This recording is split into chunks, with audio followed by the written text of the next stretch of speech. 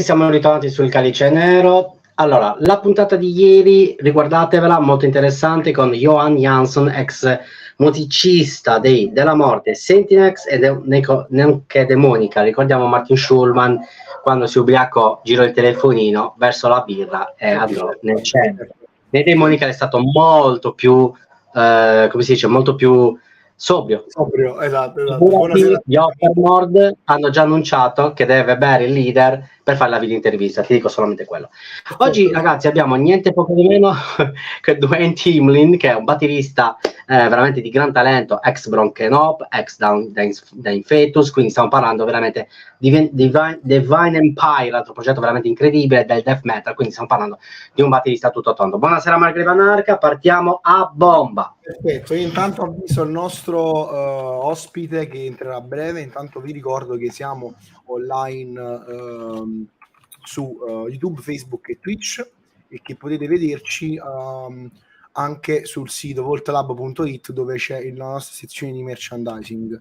Intanto ti avviso, entri in un minuto, e ringraziamo tutte le persone che ci sostengono, tra cui Giampaolo di Metal Talks, Fransce Kali degli Archdeath, e ovviamente la carissima fotoreporter ex, che ringraziamo di cuore. Ovviamente stiamo lavorando per nuovi contenuti, siccome poi 2024 nel 2024 ci sarà giusto un paio di settimane di pausa perché cambieremo piattaforma, quindi ci stiamo portando avanti.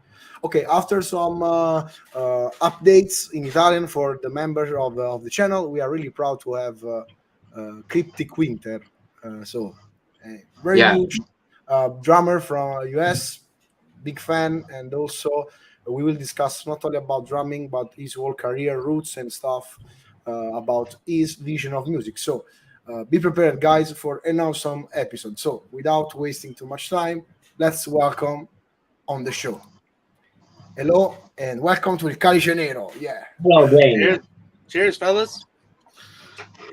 Yeah, it was an honor for us having you on the show, since we are following you on multiple projects, and we are both drummers. Excellent. Me and the maestro, so we will make like an out of the box interview. So we try to basically come up with questions that are not so common. So Perfect. Be prepared for spicy and weird stuff. Perfect. And then, as always, guys, if you want to make your own question to Duane, please write down in the comment anything you want to ask him. You can type on your keyboard, and your message as Nico, that is greeting us, will appear on the screen. Vai maestro con la prima domanda. Ciao Nico, e la salutiamo la colpa, progetto, e domani ricordiamo che ci sarà da domani i CREU sulla rotazione di un mese, quindi ci tengo a ringraziare i ragazzi.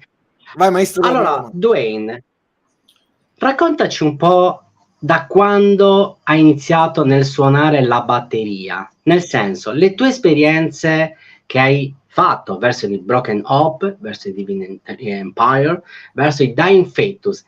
Che tipo di ricordi ci vuoi raccontare e quanta emozione c'era durante i live di queste 3 act veramente fenomenali? Okay, as always, the maestro make a large question, so I try to divide in parts. Okay. The first part is about your roots as a musician, as a drummer.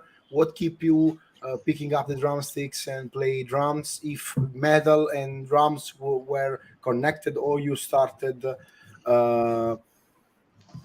first with drums, then with metal, or first with metal and then with drums? How was your early musician experience? Yeah, I first started out on drums. My dad played in a bunch of bands too, so back in the day, and a lot of the time I would end up going to practice with him and kind of just took to the drums more than he's a guitar player, so I ended up taking more to the drums than the guitar, and kind of the rest is history. So basically, yeah, starting out young, playing classic rock stuff, you know, Jimi Hendrix or Aerosmith or, you know, stuff like that. And then eventually through middle school, probably 6th, 7th grade, I started getting into the metal. And then from there, the rest is history.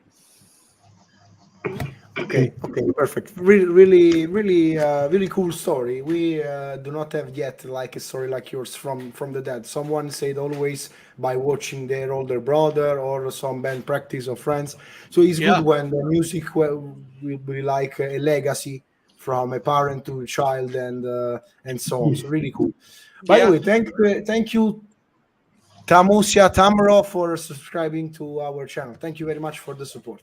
The other side of the question, Wayne, is about your funny memory when you played with the project that the axe that the maestro mentioned, Dying Fetus. Poi quali, maestro? Divine Empire, Broken Heart. If you have some special memories about your experience with those bands, some things that you do not have shared yet with media or webs, stuff, something real fun about the tour life, the recording, whatever you want that basically you keep in mind after the years that you remember with joy and pride. Well, always finishing the albums. That's always the best. You put a lot into the creative process before you actually get out and have fun. So basically, Broken Hope in particular, I was awfully young still when I first started going out with those guys or just even hanging out with them. So basically, I guess the best thing to come out of all those groups was like the progression, learning from them, because they were older guys back when I first started playing with them. So grateful for all that stuff. I mean, that's kind of where everything started taking shape for me, and trying to be tighter as a player, be better. You learn the professional aspects, more stuff like that. I guess a funny story I could tell would be I'm trying to think of where we were. We were somewhere in Italy. Maybe Milan, or I forget where we were playing. It was a Dying Fetus show with Testament. We were out with Testament. And our guitar player took a full bottle of Jack Daniels and replaced it with apple juice. And he drank the whole bottle throughout the set, and everybody thought he was drinking the Jack Daniels. So yeah. Okay. Yeah, so we get done playing and we're walking around, and everyone's looking at him and they're like, "Well, man, how are you still standing? What's going on? You guys drink so much." Basically, people were like asking themselves how he can manage to play and keep focused after all those Jack Daniels. But it was like he drank the whole bottle too. It was just all apple juice. Yeah. Like an artist in Italy used to replace lemon tea in the Jack Daniels bottle. So yeah, same thing. Yep. To make like fun and stuff, something like that. Just to it's great. But yeah, I'm trying to think. This is back 2007 maybe. So that was a good story. But yeah, I mean, the traveling, the getting around, the seeing everybody, the hanging out with everybody. That's always. I mean, that's the best part of it, because 9 times out of 10, I could be in a room sitting on the drums for 10, 12, sometimes 16 hours. So it gets a little boring after a while. So, okay, got it. And since, of course, we talked about your experience with Dying Fetus in Italy, did you have some thoughts and something that you want to share about our country? Since in our country, metal, yes, is common, but it's not as popular as other genres. So always when we have like an international guest here, we would like to ask the positive and the negative things they experience in Italy as a musician. Just for our curiosity. I couldn't even think of a negative. Every time I've been over there, I've loved it. I think it's great. Good hospitality, great people, good food, amazing food. Those are the top things that you could always look for, really. I mean, as far as music, it's kind of the same everywhere, really. Even over here, you got, I mean, much like Europe, there's a lot of division between the genres and stuff, so it's different. I got to say, I got to give props. I mean, when we first started coming over there, you know, the bands have definitely gotten a lot better over in Italy. I could say that much. Oh, You know, with like Flesh God, or, you know, I mean, I always thought Poland was always like a, you know, on the top for as far as like extreme guys wanting to be, you know, perfectionists and really producing albums, you know. I see a lot of that coming out of Italy. So, I mean, yeah, nothing but positives, I guess. I mean, I really couldn't even think of anything negative. I mean, beautiful country, you know. It's great over there. Okay, thank you very much for your words. Okay, guys, just a couple minutes of pause for Duane, and I will just resume and translate what you are saying in Italy. Of course, this video will stay on our channels after the live stream, so in case you catch us now, you can rewatch it without any problem. So translation time, and meanwhile I'm translating. I always make the call to action to, if you have some question to Duane about his experience, his vision, his art, his drumming, whatever you want, basically, just write down in the comment. Ok, abbiamo parlato a volo dell'esperienza di Duane, di come ha iniziato a suonare la batteria, che gli viene tramandata dal padre sostanzialmente, che aveva una band classic rock, insomma Jimi Hendrix nei primi ascolti, fino a che poi alle scuole medie incontra il metal e inizia quindi prima la batteria e poi dopo la musica metal, fondamentalmente. Per quanto concerne invece le esperienze, lui si ricorda molto bene alcune esperienze fatte con le prime esperienze fatte dei dischi, quindi le estensioni di registrazioni, le composizioni, le prove, lo stare insieme, tutto nei progetti che hai detto, ma dei Dying Fetus in particolare è un episodio che è accaduto proprio a Milano con i Testament, dove per prendere per il culo praticamente la gente, uno di loro ha sostituito nella bottiglia di Jack Daniels praticamente il succo alla mela, quindi era la bottiglia di Jack Daniels alla mela e faceva, diciamo, finta di berla tipo tutto in un colpo, e tipo le persone lo guardavano, cioè, ma che cacchio stai facendo questo, ma come fai a essere sobrio dopo aver bevuto tutto sto Jack Daniels? In realtà lui stava praticamente trollando, come si suol dire in gergo, le persone. Lo fa anche Pino Scotto, ma Pino Scotto l'ha fatto per un periodo così, poi ha detto lo fa per davvero Finanziamo. sì. E quindi diciamo che abbiamo parlato di quello, però in generale l'esperienza con i gruppi, il suonare, stare in, e ho approfittato di questo aneddoto in Italia per chiedervi anche com'è stata la sua esperienza in Italia. Diceva tutt'altro che positiva, alle persone, ai promoter si è trovato molto bene, nonché segue alcuni gruppi della scena italiana, tra cui ha citato anche i Flash God per esempio, e dice no, io in generale ho una buona considerazione dell'Italia anche in termini di metal, perché alcune cose gli sono capitate di sentire sotto mano, magari più avanti vediamo quali gruppi conosci, insomma un'opinione positiva. E l'ho detto in inglese, lo ribadisco anche in italiano, ragazzi, se volete fare una domanda a Duane potete farlo nei commenti. Vai maestro con la prossima domanda. Io come sempre mi sembra giusto fare domande a Duane, ce l'abbiamo qua. Certo, a noi. Dicevo, io mi allego alle tue domande, quindi vai tranquillo, fai la tua domanda e andiamo avanti. Ok, allora partiamo. Allora Duane, come possiamo considerare il tuo drumming a livello di colori astratti all'interno dell'arte? Come possiamo considerare Duane? Un Picasso, un Monet o che cosa?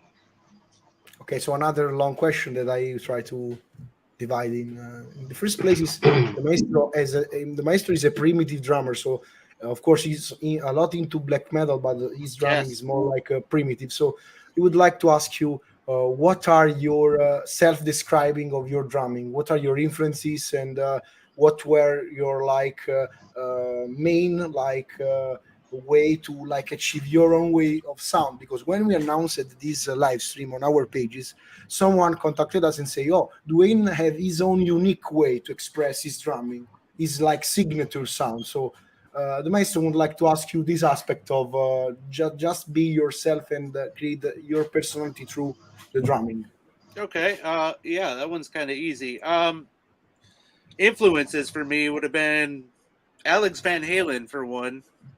Okay. He would be a really big one. I'm really big into Frank Zappa, so a lot of his drummers, Ralph Humphreys or Chester Thompson, Terry Bozzio, of course, you know, guys like that. Kind of when I got into metal still really wasn't. It was still kind of new, you know, back in the early '90s, and kind of when I sat down, I just kind of went for it, you know. Basically, just kind of doing things and not really trying to mock anybody, but you know, taking what I heard. Pete Sandoval, for instance, another one, you know, of course. That we got the chance to meet him during a concert here in Sardinia, where the maestro lives. Still smashing everything at his age. Right. It's really great. Right. So yeah. When I was first starting, you know, and we were doing like cover bands and stuff, and basically just trying to learn how to play, you know, of course, it was a lot of Slayer, a lot of Dave Lombardo, of course. And then kind of when I heard Pete Sandoval, that's kind of where everything changed for me. It was like, whoa, okay, look what this guy's doing. He's taking Slayer and going twice as fast, you know?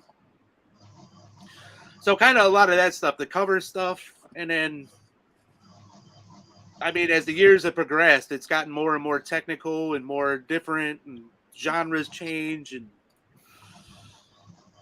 you know, so basically with all the bands that I played with, I kind of think like, I got this theory where it's kind of like Mortal Kombat. Shang Tsung, you know, when he took a little bit of everyone's souls. So it's like for each it's like for each little band or each band that I played with, whatever the original drummer or drummers were in that band, kind of you pick up a little bit of each guy's style, you know? So I don't see myself really as one dimensional anymore as back in the day. And of course, a lot of the times too, you know, when you're playing with bands, most guys, if you're just either doing session work, then guys are really particular on what they want, you know, so you kind of got to do whatever someone tells you to do, basically. Okay. So they have their own idea about right. Or a lot of guys will send, you know, they'll send the tracks with drums already, you know. Okay. Basically, you have to learn the part that other guys has written, basically.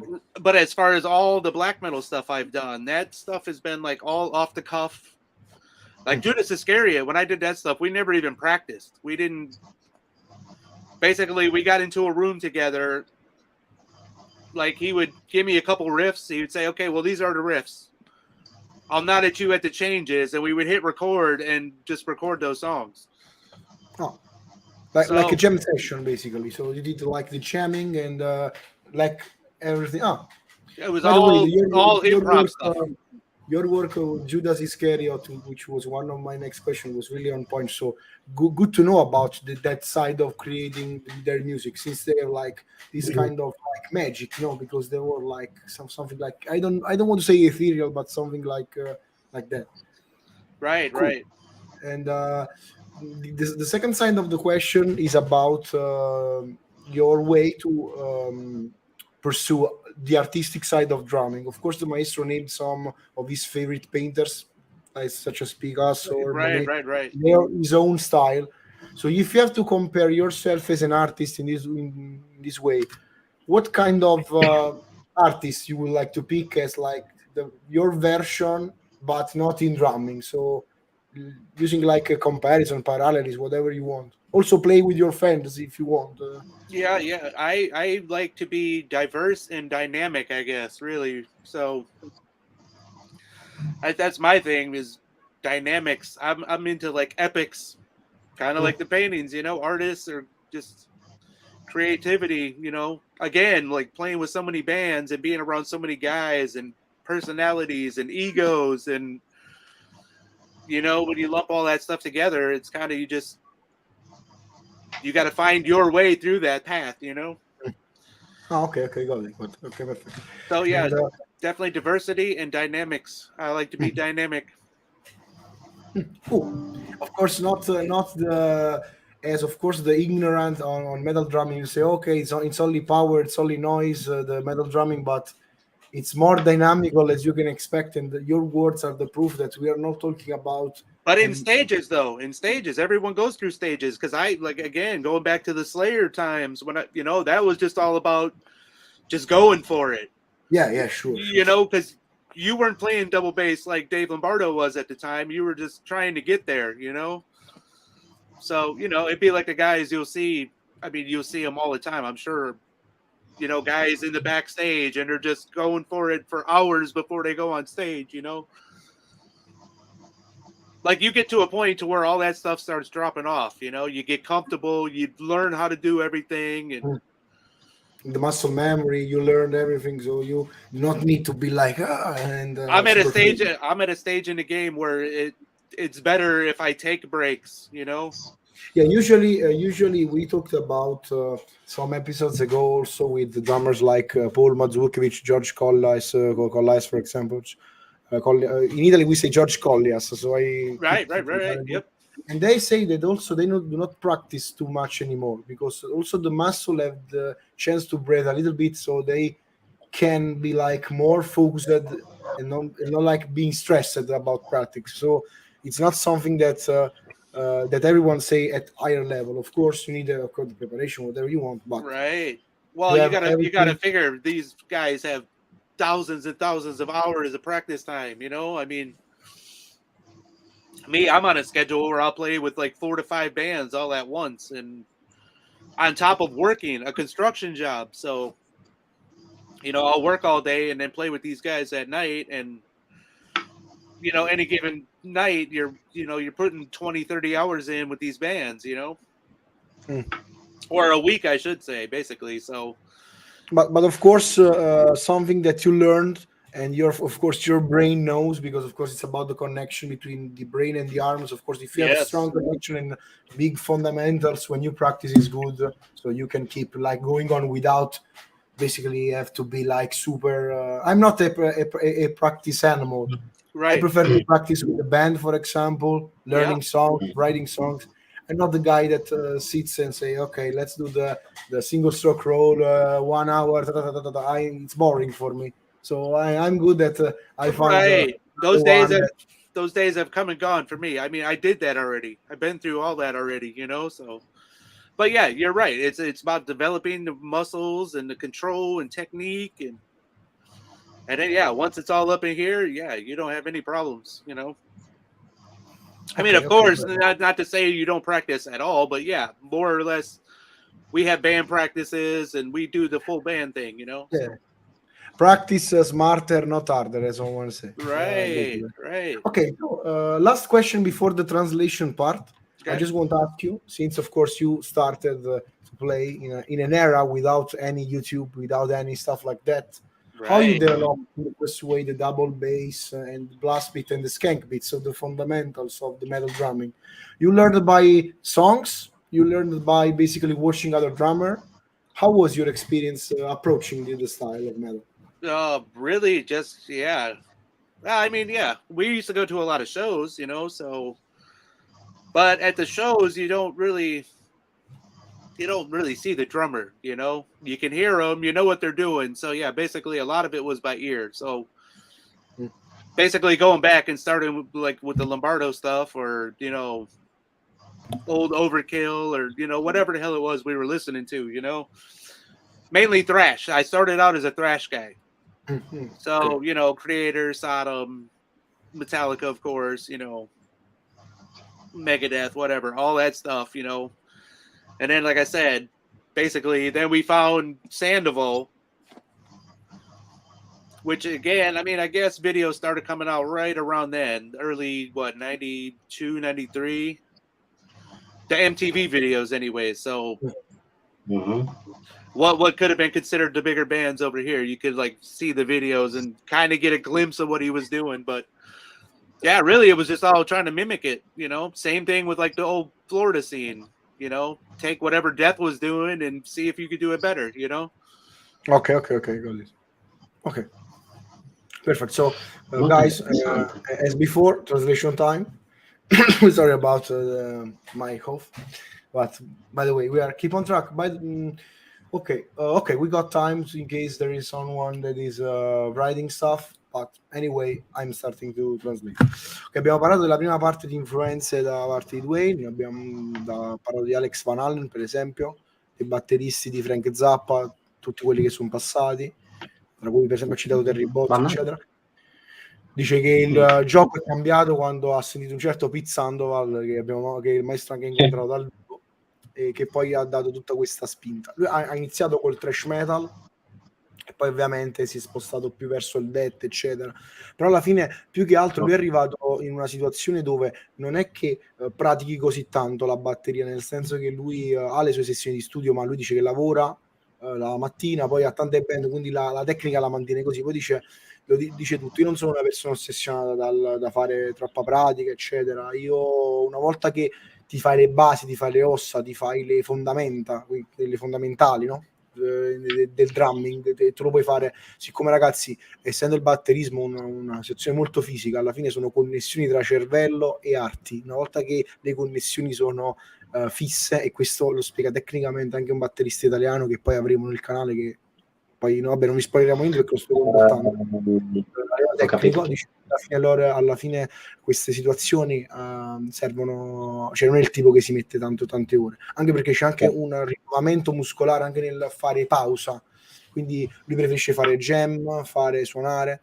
A proposito di jam, con Judas Iscariot, che è il suo progetto black metal, lui ha completamente improvvisato tutte le parti, lui non sapeva proprio le canzoni, e a livello di influenza lui ha sempre cercato di adattare al batterista originale del progetto che andava a, diciamo, a sostituire. Infatti molto spesso ha fatto una sorta di diciamo di melting pot, quindi un batterista di qua, batterista di là, per esempio c'è stato il periodo Dave Lombardo, il periodo che ascolta sempre Slayer, Overkill, oppure i Death, come ha detto prima, e quindi fondamentalmente lui si è sempre rinnovato e adattato. Poi ripeto, mantiene quello, e come i pittori che hai citato, lui dice che è andato in base a varie fasi, quindi come un artista ha varie fasi nel percorso artistico, lui ha anche varie fasi a livello di batterismo, e quindi lui gli piace molto quella comparazione che hai fatto con questi pittori. E poi quando gli ho chiesto come è approcciato a questi ritmi, io ho chiesto il blast, ho chiesto la gran cassa, gli skank beat, perché prima non c'era internet, ha detto è stato sempre Pizzandoval, anche perché circolava qualche video, però era sempre video musicali, quindi sempre i gruppi ben stabiliti.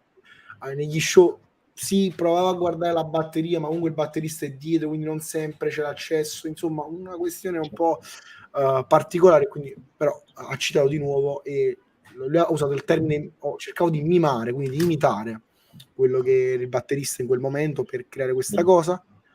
Quando hai avuto varie fasi, quindi tipo del Lombardo, la cassa 1000, oppure per esempio Pizzandoval, come ho detto prima. Quindi diciamo che ti viene molto da una fase di adattamento. Poi lui, come me, come ho detto io, piace molto la fase di suonare più che di stare a fare le sessioni di pratica. Per esempio io oggi avrei dovuto fare pratica di batteria, ma mi rompo i coglioni e non l'ho fatta, perché preferisco sempre suonare, scrivere. Infatti poi da domani, un po' come la dieta, da domani, da lunedì, stessa cosa. Quindi lui ci tiene molto a sottolineare questo aspetto. Fino a quando non te la impongono la dieta, poi la devi fare per forza. Sì, no, ma quando ti dicono vabbè, tanto inizio domani, quelle cose là, quindi andare avanti fondamentalmente, e non te lo fa fare mai. Infatti anche io inizio da domani. Vai maestro con la prossima domanda.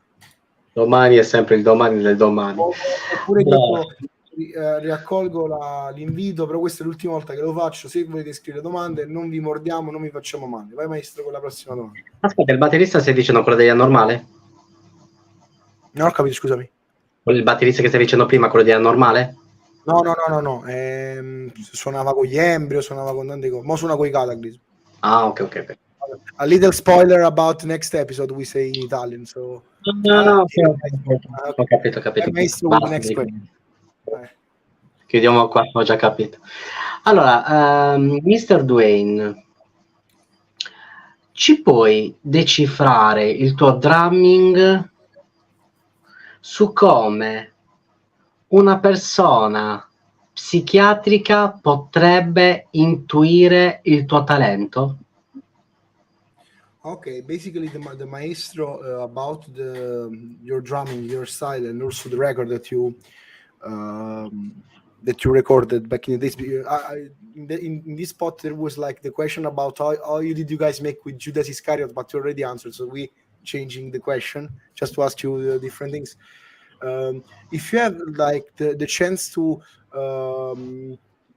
say the most beautiful record, but in a sense, sorry, that you have like the most freedom. So you say that basically most of the or your recording session, people send you basically the drums already done, and you have to like replicate it, the learnings. But you have the one record that have like the freedom, accepted Judas Iscariot, the freedom to say, okay, in this part, let's make it feel in this way. Most all the bands that I've been a part of, yeah, they're all. I got the freedom and all that stuff. Like currently, the bands that I'm working with, I mean, basically that stuff is really only limited to session stuff. But then at the same time, the session stuff, they want you to add your own flavor. So you'll have little hints of things, okay. which kind of makes it sound genuine. Like, okay, well, I got this guy on here, you got him for a specific reason, for a specific talent or whatever, So, I mean, yeah, generally you still have the freedom either way, but yeah, one record in particular that comes to your mind in this way. I really like out of my catalog, probably Forest of Impaled, Forward to Spears is probably one of the ones that was top notch for me. Okay. Forest of Impaled, I think. Forest of Impaled, ok. Maestro te l'ha detto, vabbè, poi faccio la domanda. I just say this question because when people that we interviewed, many musician session or composers, stuff like that, usually the session guys were like, no, I need something in that way because the mastermind of the project wanted it that way. Right. We had this conversation with the guy from come si chiama quel gruppo? The guy from Shining, the Sweden. Okay, yeah. Yeah, come si chiama il batterista? The name I don't remember. L'ex batterista si chiama. So it was Devo like cercarlo. he said that he was like stricted, so he got the part. L'ex batterista. Sì, l'ex batterista. Quello che abbiamo avuto. Sì. So vai. This is the reason I want to ask that situation, because most of the time when we ask about the session, they were like, no, you have to play like this, stop. But I'm really happy that you had this experience, especially with the record that you mentioned before. Of course, you say that you had like most of the time freedom to play and add your touch. Right. And maybe an uncomfortable question. What is your worst experience in a recording studio? If you can tell some episodes, not the band, like the environment, some really bad, because usually ask about the great things, but of course there is the downside and the good side of things. So we are curious about. Okay. Yeah, as far as the studios have all been good. I mean,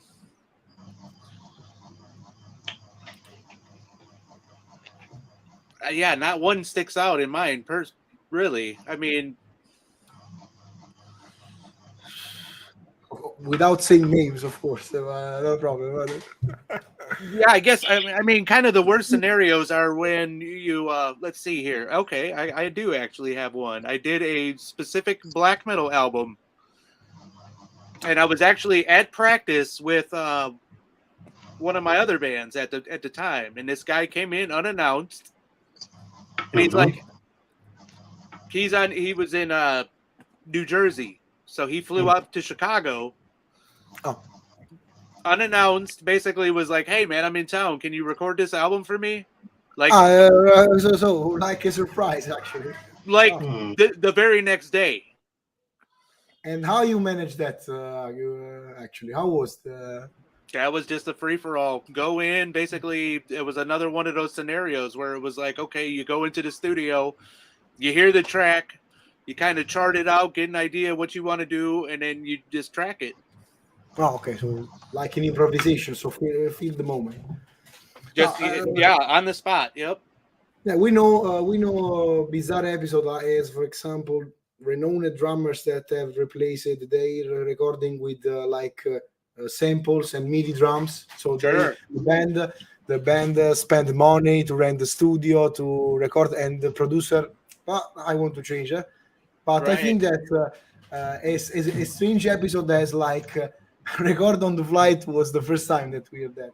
So the proof that you have to be also have be in the moment, but also be focused in the moment to keep those projects. Of course, section by section, learn the song. But I think that I don't think it went well, or it was like a stressful experience for you at the end of the? No, it went well. I mean, somehow I managed to pull it off. Yeah, but you know, it's just that spur of the moment thing. I've actually done tours that way too, where it's like, hey, Okay, I need you to come out here this week, and then you got like, you know, and they're trying to fly you out the next day, and I'm like, man, no, I need at least 2 days. Sorry. You know, not only you got to sort out your affairs at home and then be ready to travel and. So tough situation, because you have to manage not only to prepare the songs for the tour, but also to prepare and organize your life to. Right, to be able to leave at not, a moment's notice, you know? Not a rare thing that we are listening. So it happens. Okay. Right.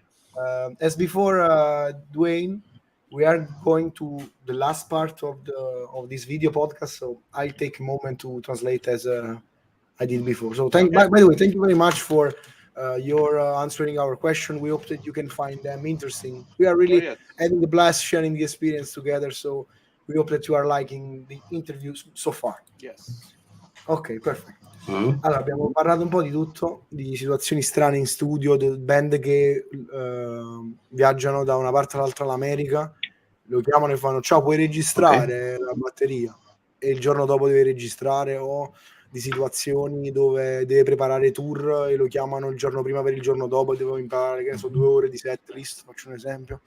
Quindi lui parla proprio a livello psicotico, proprio di questa cosa, cioè lo dico io, quindi il fatto di mettersi, imparare, adattarsi, quindi anche nella vita del session c'è bisogno anche di uno studio, anche se molto spesso dice, per quanto sia brutta come esperienza, comunque il disco è andato bene, le registrazioni sono andate bene, non ho voluto fare nomi, ma ha detto un disco black metal suo, dove praticamente hanno buttato belle e buone a registrare, quindi la parte più tra virgolette difficile è stata questa, la sua esperienza in questo senso è stata questa.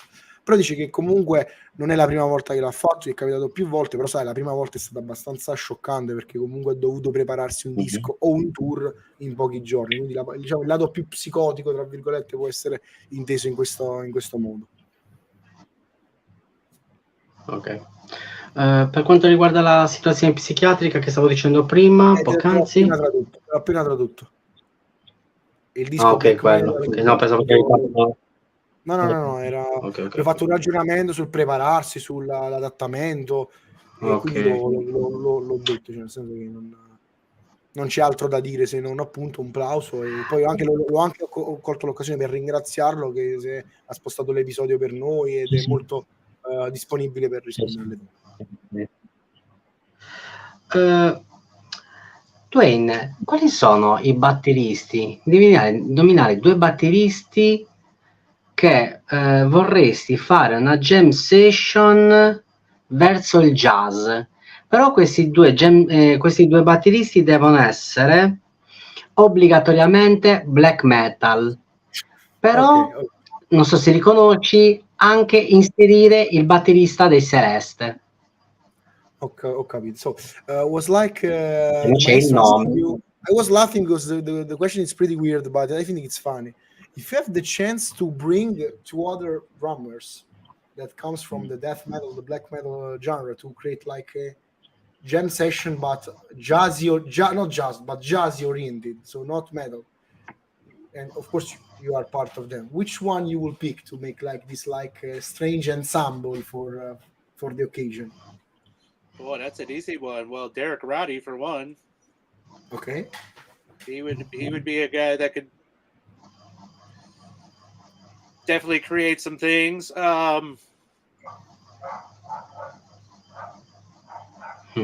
Nick Barker would be another.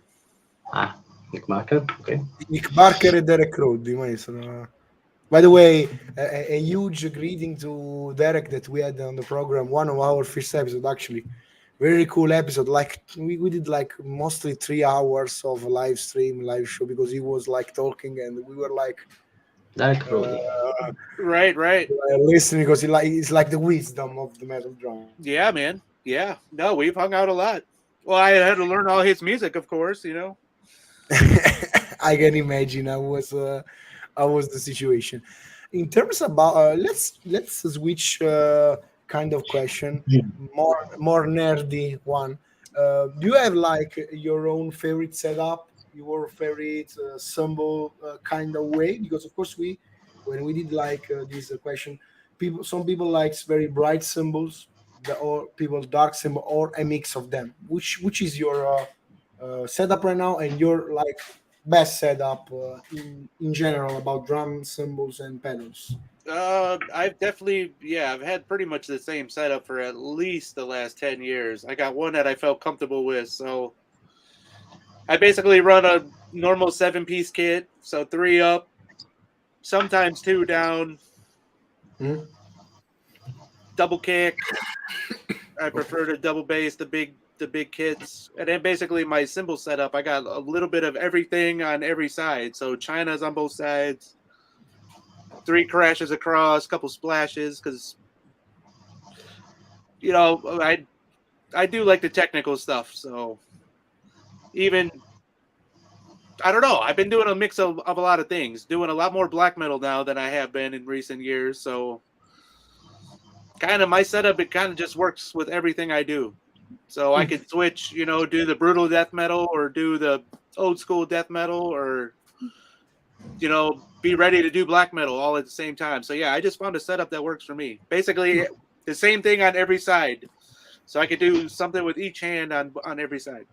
Ah, okay, cool. And a question about another gear question that basically is people that we interview in Calice Nero have like some difficulties to answer, because they say that it's tricky. If you have the chance to record tomorrow your life dream record, so your best record ever, and you have the chance to bring only one snare, which one snare you will pick?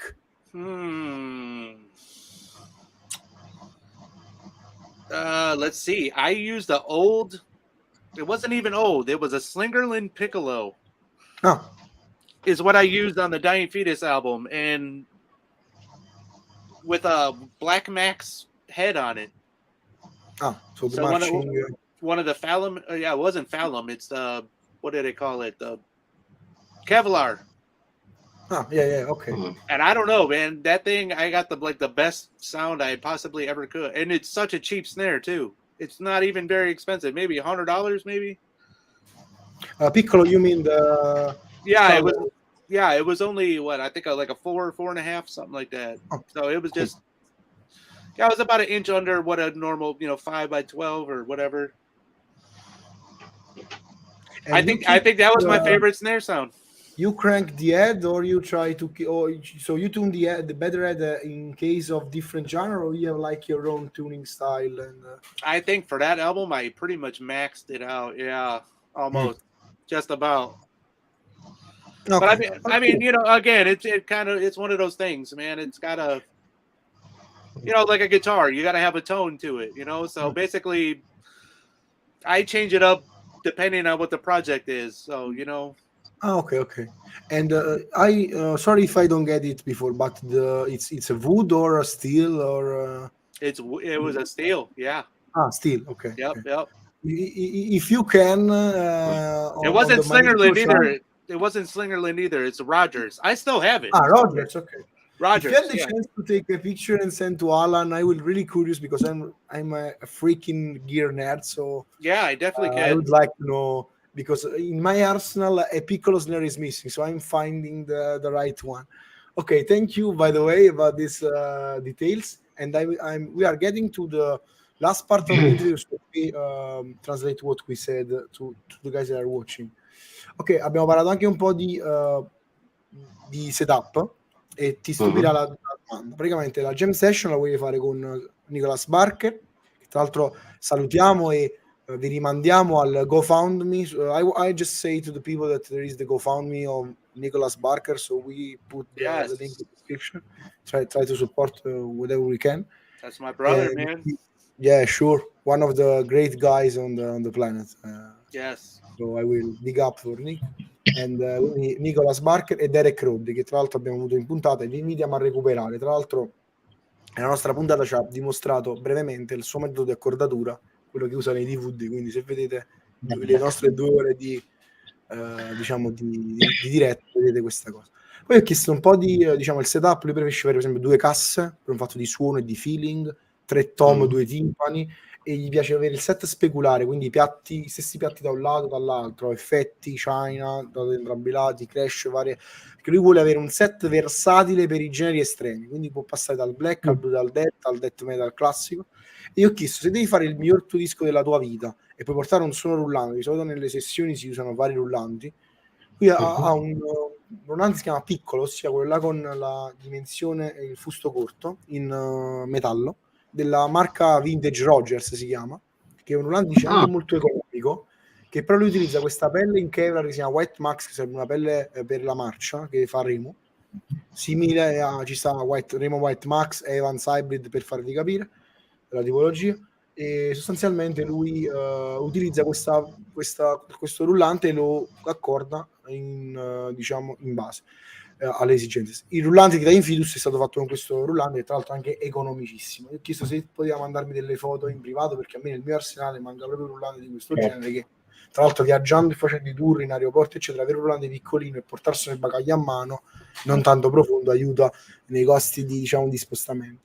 E quindi è molto figo, perché lui si gestisce poi anche i suoni, spesso lui, la strumentazione, molto attento, dice che ha trovato il suo set definitivo da una decina d'anni a questa parte, quindi lui gli piace molto perché può switchare tranquillamente, sempre in ambito estremo, ma comunque gli permette di avere il suo suono caratteristico. L'ho ringraziato ancora per l'intervista. Siccome stiamo in fase diciamo al termine, abbiamo le ultime 2 domande. Facciamo l'ultima domanda, così Poi tu la chiudiamo. domanda solita, io poi faccio la classica del canale. Okay, prima di tutto facciamo le condoglianze al ex leader di Smash Mouth, che oggi è venuto a mancare, che stava male già da molto tempo, quindi mi sembra giusto anche ricordare anche se... È vero, ragazzi, che non è meta, però di fronte a queste cose... Sì, però mi sembra giusto perché è morto un artista, quindi mi sembra giusto. Duane, visto che a me mi tocca la penultima domanda, io voglio nominarti altri 2 batteristi e voglio insistere su Ludwig White, che è il batterista ex Shining, o attuale degli ex Shining norvegesi, e vado a nominarti anche Richard Christie. Richard Christie ha suonato in The Sound of Perseverance nel 1998, l'ultimo disco appunto che è stato fatto dai Death, che poi adesso si è messo a fare film, se non ricordo male. Però è un altro discorso. Sì, ma lasciamo stare, era meglio che faceva il batterista. Quindi mi viene da chiederti, Mr. Duane, con questi 2 batteristi, con l'aggiunta del sassofonista, secondo te potrebbe esserci una sorta di free jazz, però più particolare, quasi a livelli del noir del free jazz? Ok, so tipo I was reading a little bit the chat, but by the way, the maestro is asking you again another question related to the fact that he loves this kind of strange gems between people, basically. Of course, he named you 2 drummers that he want to ask your opinion about it, because they're like iconic. One of them is Richard Christie, which of course you know. What are your opinion about that late death, imprinting that Richard Christie did in the record as Sound of Perseverance, in your opinion? It was really great, because the thing about it is before he actually got that gig, we knew them by playing shows with them with their old band Burning Inside. No. So we already knew well in advance that he was already doing it, and before news actually broke officially, we knew one of our buddies was the guy that was filling in and taking it over, basically. So yeah, that whole time it was great, because we were hanging out with them anytime they were up here. It gave us a chance to hang out with those guys all at the same time. I mean, as far as all those albums were different. There was a different drummer on almost all of them. So I mean, yeah, just the progression, and it's like we were talking about earlier with guys wanting specific things. He was definitely that guy that wanted something specific out of each individual drummer that he put in. he's the perfect example of that whole thing. Hmm. And Richard, was the guy that pulled it off. You know, he was definitely, even the old stuff, he played it phenomenally. Because the maestro loves you in comparison with him, like two different sides of the same metal. So we have like Right. a different way to express the death metal side. Well, the And thing about us is we're weird. Like, you know, we're probably more into things that aren't metal than what are metal. You know, I mean, we just kind of, we're at a more stage. artistic in a way, more artistic. And the other drummer that the maestro would like to know your opinion is Ludwig Witt from the band Shining. I don't know if you know him. I do like the Shining. I don't know him personally, no, but I do know the Shining. I've only heard limited amount of stuff from them, but I like what they do. Because the maestro did like a scenario when three guys like a free jazz session, so like intersection of rating stuff. So like Richard didn't even come to mind, but yeah, he would be a perfect guy again to be throw three in a room. Maestro, ask you this question because in his opinion you were like fits together very well in his opinion. So I think that he got right before knowing that you actually hang out with Richard and also know him personally. So you know his vision, you know personally. So there is like a connection between. Right. Really cool. Okay, since we are near the end of the podcast, before the last question, Duane, sorry about interrupting you again. I'm just translating this part, and we jump with the last one. So you are free to go after that. Right. By the way, thank you for your time. Oh, yeah. Dice che ci è beccato con Richard Christie perché lui lo conosceva personalmente, ho avuto l'opportunità di passare tempo insieme, di uscirci, stare lui lo reputa più artistico, ha utilizzato il termine art metal, quindi sulla parte della free, diciamo questa cosa ritmica libera, lui è molto d'accordo. Ovviamente la stessa cosa anche con Ludwig Witt dei Shining, ma lo conosce diversamente, lo conosci poco, non lo conosce però diverso, dice proprio con Richard c'era amicizia proprio, quindi lui dice questa connessione, c'è proprio una connessione tra le parti, quindi è proprio bello anche il fatto che non solo come musicisti magari si possono connettere anche a livello personale, quindi ci è azzeccato come definizione, quindi lui poi dice che era l'uomo giusto al momento giusto, anche perché ha potuto conoscere tutti i batteristi che hanno avuto loro, quindi tutte le varie fasi evolutive, soprattutto con Richard Christie ha usato proprio il fatto che lo conosceva anche perché ha anche suonato con la band precedente ai Death suo, quindi lo conosce proprio da prima, ecco, quindi c'è proprio un rapporto vivido tra i due, quindi amicizia artistico, quindi si conoscono bene tra loro. Quindi non dico altro allora. Adesso saltiamo con l'ultima domanda, compreso aneddoto. Ok, so Duane, scusami se Pablo si sente bene per quello. Scusami se intervallo la voce. Okay, thank maestro. I will fix my audio problem. I will raise my volume just really quick. Okay, I hope that everything is working. We are arrived at the end of the episode. Thank you, Duane, by the way, for your time. Thanks for having me, all guys. the links about Duane and his work are in the description, guys, so you can check it out. If you are coming late, the episode will stay online. As always, at Il Calice Nero, we got the last question. And as always, for the new guys, I will just repeat how this question was invented. It was like a reverse card that we played with a guy named Paul Mazurkic back in our first episode, because as you know, guys, I had my own radio program and the maestro had his own radio program. We come up together during this channel. And when the Paul Mazurkiewicz of Cannibal Corpse see our logo, he said, guys, what do you like to put inside this Calice? So it means like something ritual, something, how was that? So we explained it, the concept of our podcast, and he asked us, Graziano, what is the drink that represents you inside the Calice? So we put the reverse card and start to ask to the people our own way about this question. So, Duane, you have to fill the Calice with your own drink that represent yourself. It can be whatever you want, not only alcoholic. People say blood, people say water, people say no, I prefer to keep the Calice empty. We got plenty of answers. If you have to describe yourself using a particular drink, which one would like to pick? By the way, thanks Paul for this amazing question that we repeat. It would be the whiskey.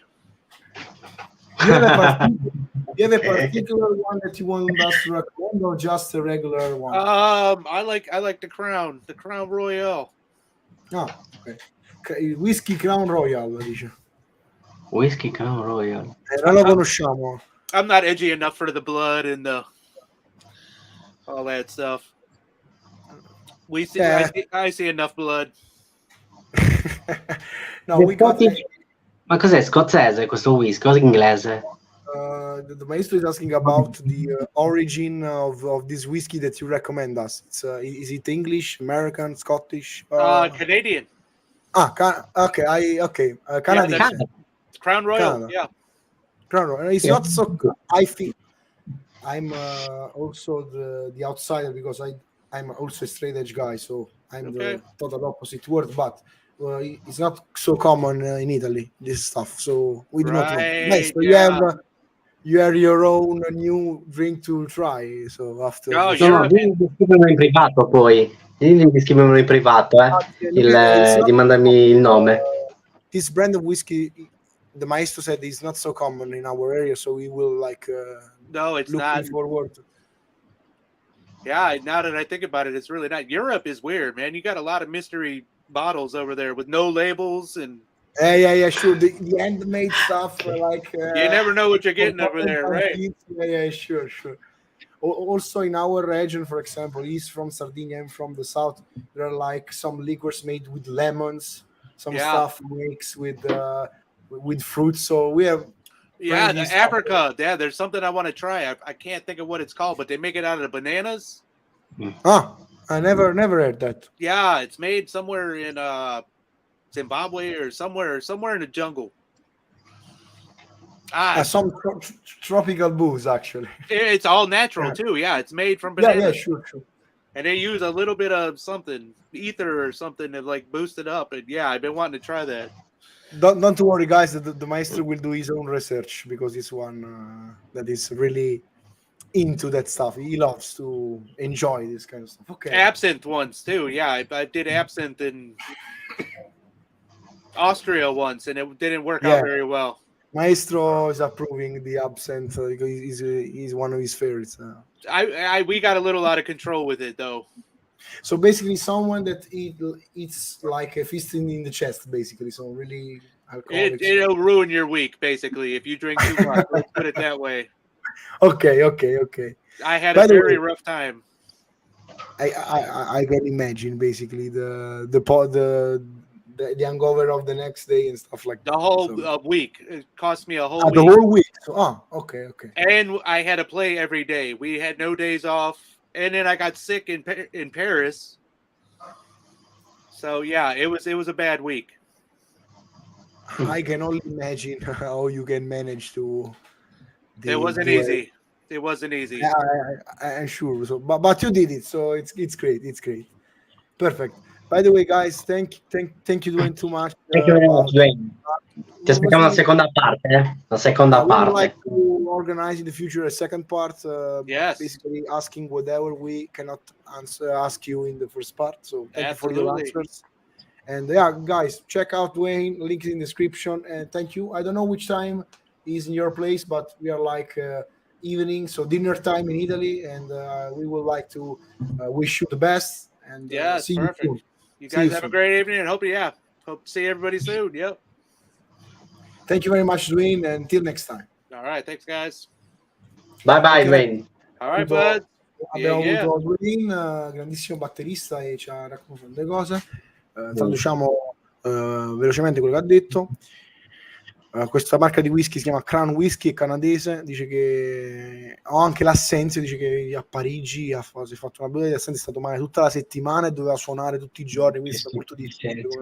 Dice qualcosa che detto, nel calice metto qualcosa che ti rovina la settimana, manco il giorno, la settimana intera. No, mica l'assenzio l'ho assaggiato con lo zucchero.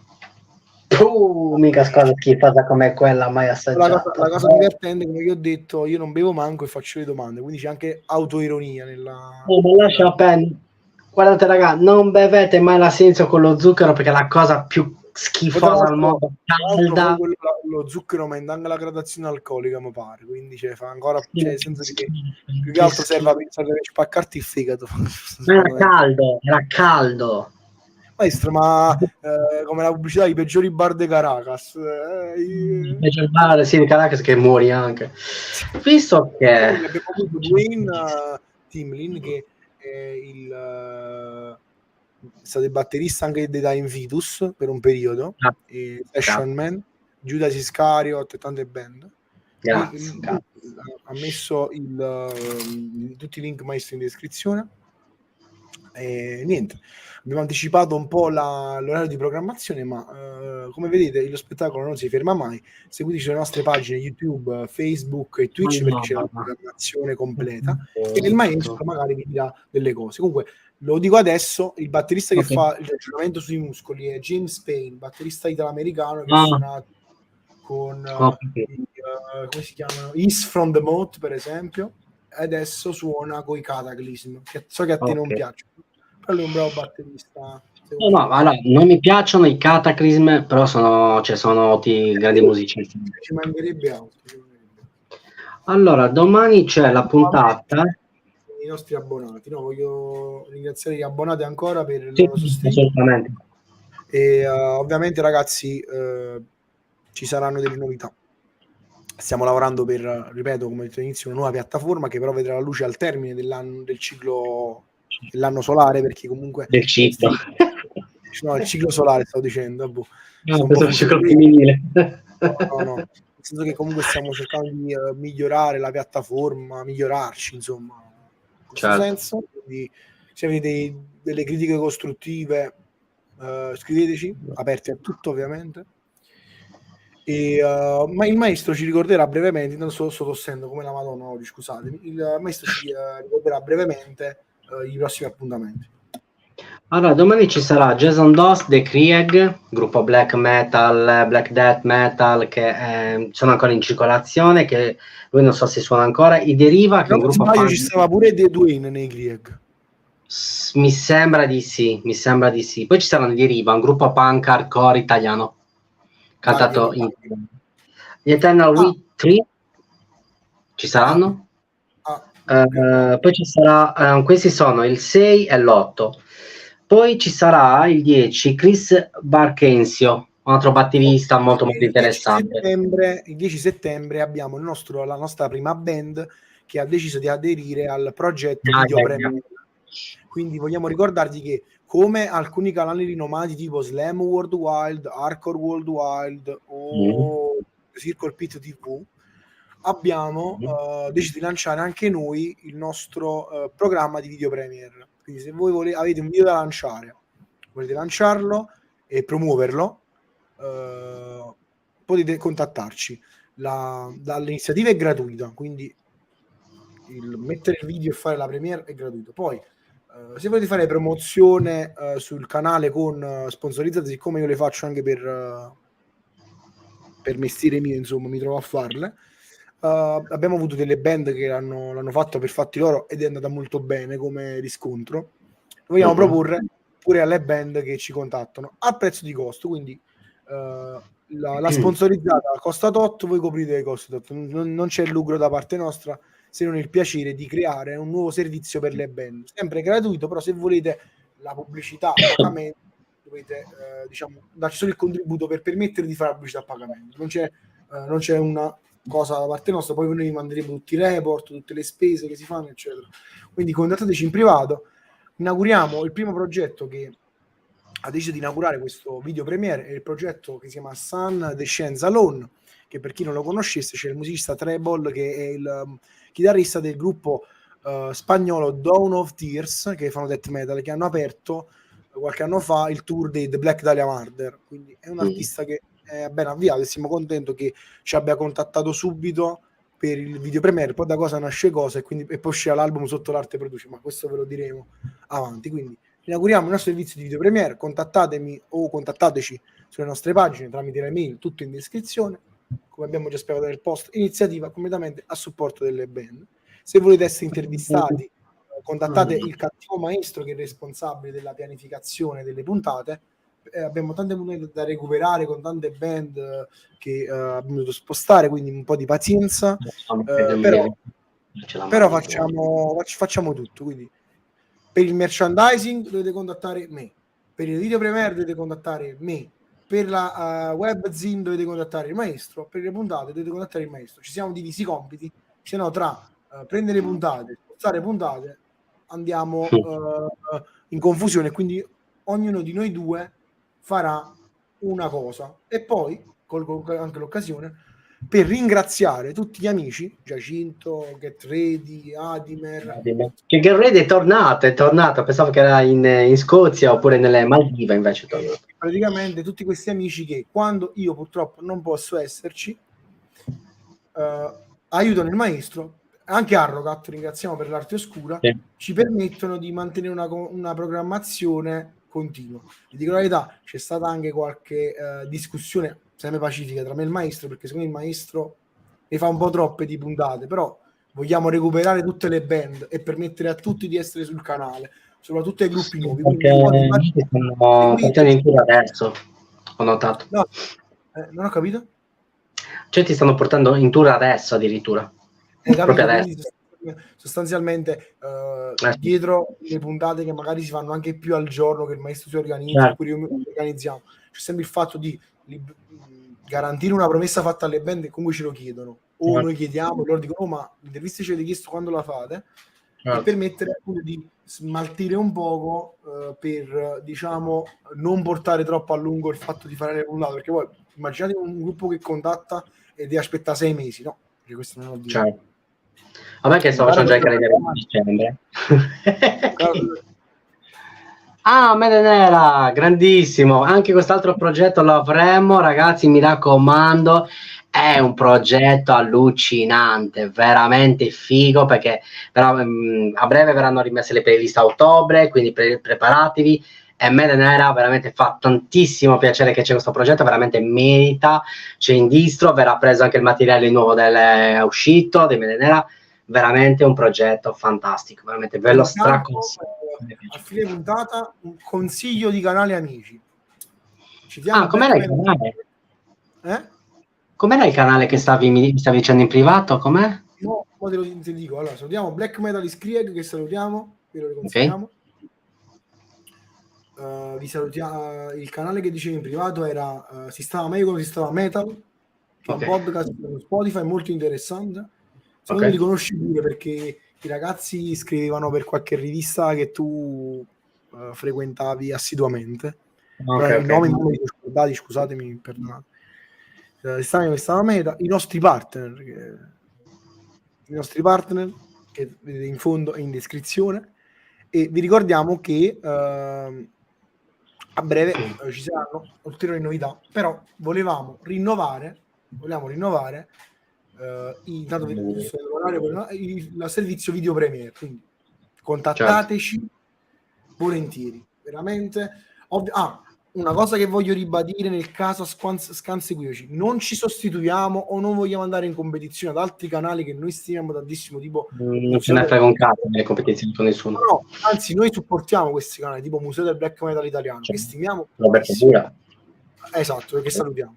Semplicemente tendiamo a fare i video singoli o lyric video, non mettiamo i full album, cerchiamo è completamente diverso.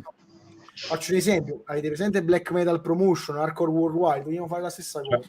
Ovviamente loro c'hanno più iscritti, noi ci arriveremo, dateci fiducia, come quasi 1300 ce ne avete date da inizio canale.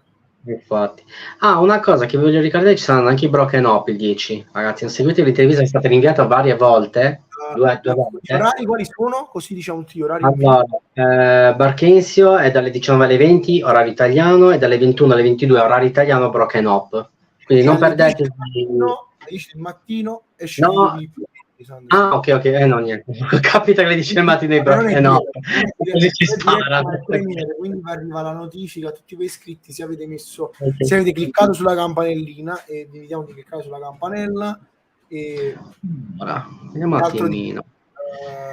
Niente, voglio dire una cosa, ve l'annuncio già: ci saranno anche i Saxon sul canale a settembre. per annuncio, ecco, ve lo dico. Qua, ci sono io per Isaac. Penso di sì, penso proprio di sì. Dirvelo, il Margherita Vanarca va in tour il 17 e torna il 25 con un'altra band, non con la mia band. Tra l'altro, band di amici che abbiamo avuto anche sul canale più volte e che hanno sostenuto con il canale, che sono i Rot.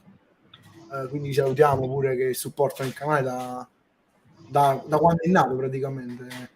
Quindi li salutiamo e no, niente, vado a fare questa esperienza un'altra volta in Est Europa e vediamo di portare qualche situazione particolare pure sul canale, perché no? Perché no? Allora, come si chiama il tipo dei Saxon? Doug Scarat si fa chiamare, che fa gli anni il 7, proprio il 7 di settembre, quindi facciamo gli auguri in anticipo.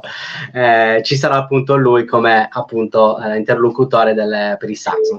E giusto per finire la cosa, un ringraziamento speciale al locale il Metropolis Live Club di Piedimonte San Germano vicino Cassino, che ha tenuto venerdì e sabato 2 giorni metal bellissimi, e supportiamo questi canali. E poi avremo anche il gestore del locale Mirko nella futura programmazione, appena lui riuscirà ad essere libero dal locale. Comunque lavora tutti i giorni, la mattina lavora come bar e la sera lavora come live club, perché c'è praticamente alla bar, pub e palco. Quindi appena ha la possibilità facciamo anche una bella chiacchierata con Mirko, in modo tale da sponsorizzare il suo locale, la sua realtà, che veramente merita.